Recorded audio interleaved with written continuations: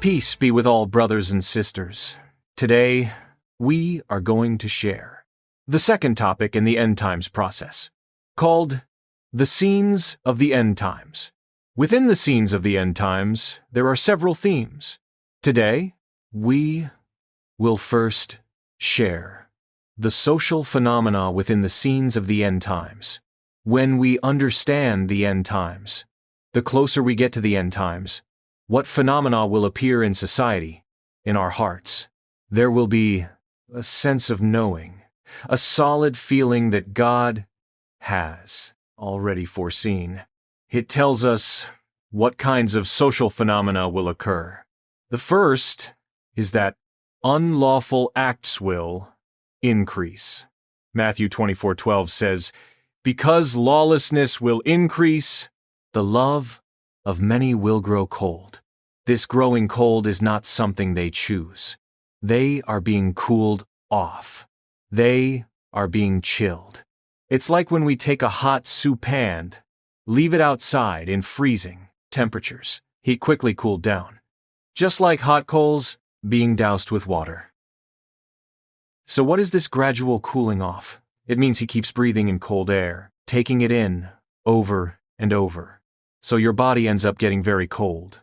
Jesus tells us that in the end times, because so many evil things happen, lawless acts, which are evil deeds, there will be an abundance of evil. After it happened, many who originally wanted to make a difference and contribute to society had their hearts cooled. That passionate fire was extinguished. There was no more movement. What is unlawful and evil? Paul told Timothy. You should know that in the last days dangerous times will come. Why do dangerous days come? What was the social condition like at that time? They only care about themselves. They are greedy for money. They boast about themselves. They are arrogant. They gamble recklessly. They disobey their parents. They are ungrateful and unkind. Their hearts, not pure.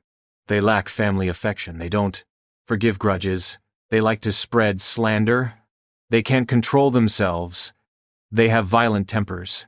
Not loving goodness, betraying friends and masters, acting recklessly arrogant and proud, loving pleasure, not loving God. 2 Timothy 3:1-5 says, you should know that in the last days, dangerous times will come.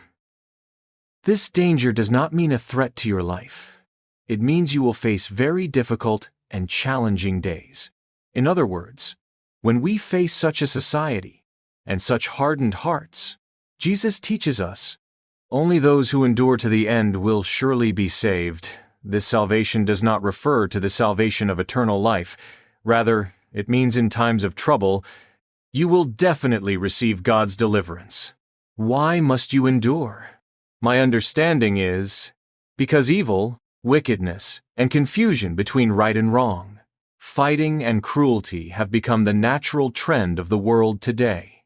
They are the mainstream of society, the shape of society. These wicked things, it's a common social phenomenon. Everyone has already adapted to it. People just think, that's just how it island. What else can you do?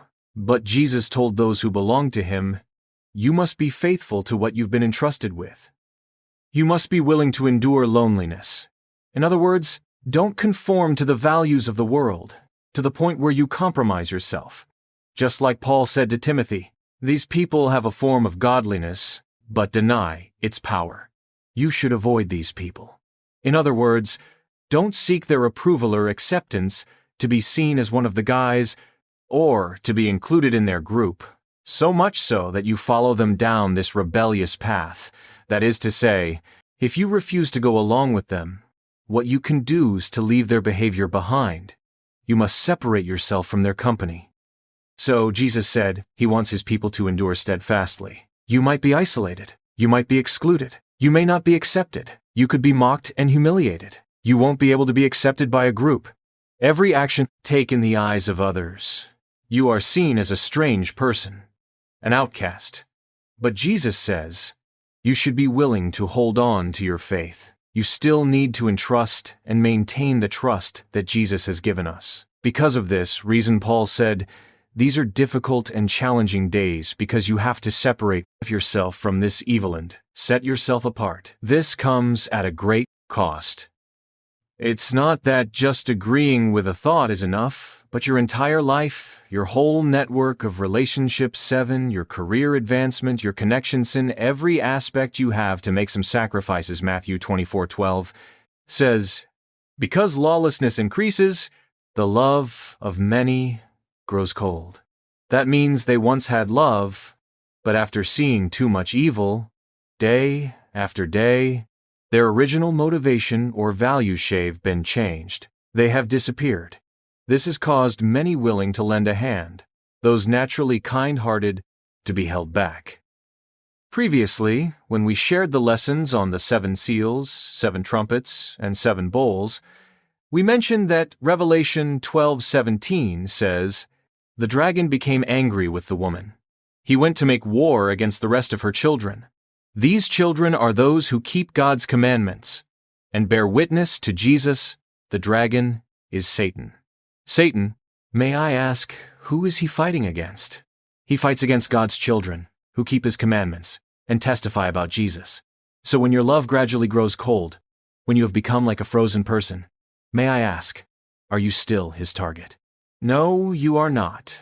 You are no longer his target. Paul said, what does it mean to fight? Ephesians 6:12 says, our struggle is not against flesh and blood, but against the rulers, authorities, and powers who govern this dark world, and against the spiritual forces of evil in the heavenly realms. So, visually, what we see is that lawlessness is increasing in the world. But who is really behind these things?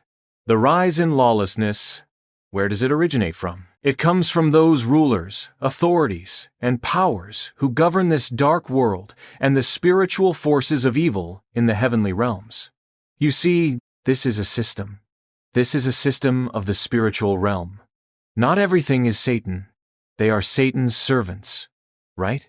Under Satan, there are rulers who govern this dark world. There are also spiritual forces of the sky.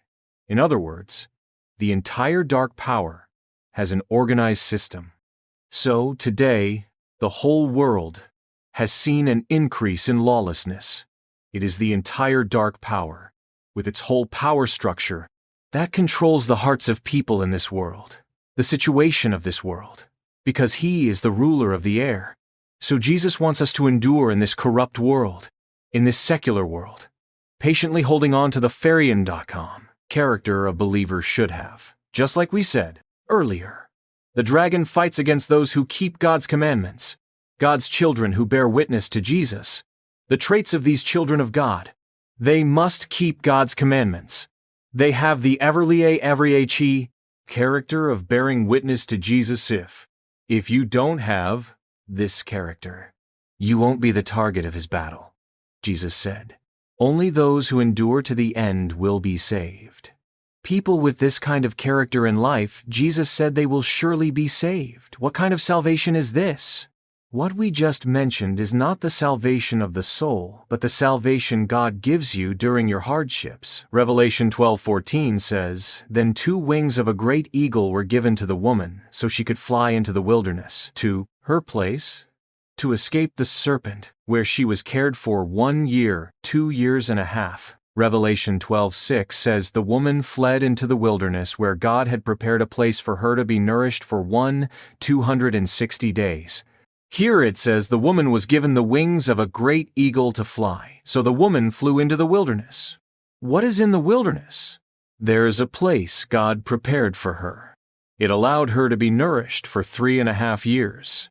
Who does the woman represent? It is the church. What are the 2 wings of the great eagle?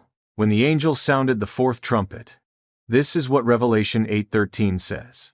I saw an eagle flying in midair, and I heard it shout loudly, woe, woe, woe to the inhabitants of the earth. So, what does this eagle represent? It announces that the earth is about to face a great disaster. It repeats, woe, 3 times. In previous lessons, we discussed what these 3 woes mean. So, with this proclamation of woe, woe, woe, the earth is about to experience this calamity. But here it also says, the eagle's 2 wings will be given to the woman. This is the declaration of woe. The eagle symbolizes the beginning of disasters on earth. It spreads its wings above the disasters. This is given to the church. It means God will personally hide the church. God will prepare a place for the church to hide during the Great Tribulation. So, in Revelation 12:14, it talks about being nourished here. In chapter 12, verse 6, being nourished means you are passive. God will sustain you. This is what Jesus described. Only those who endure to the end will be saved. Why? Because you have this kind of character in life. You are not swept away by this worldly life. You don't go with the flow in these hard times. You still hold on to the attitude of being set apart as holy. This means you endure being criticized by others, being excluded, and looked down upon by others. You have patiently endured all these looks. When you keep to what Jesus asks of you, Jesus says you will be hidden by God during hardships, nourished by God until the day of the rapture.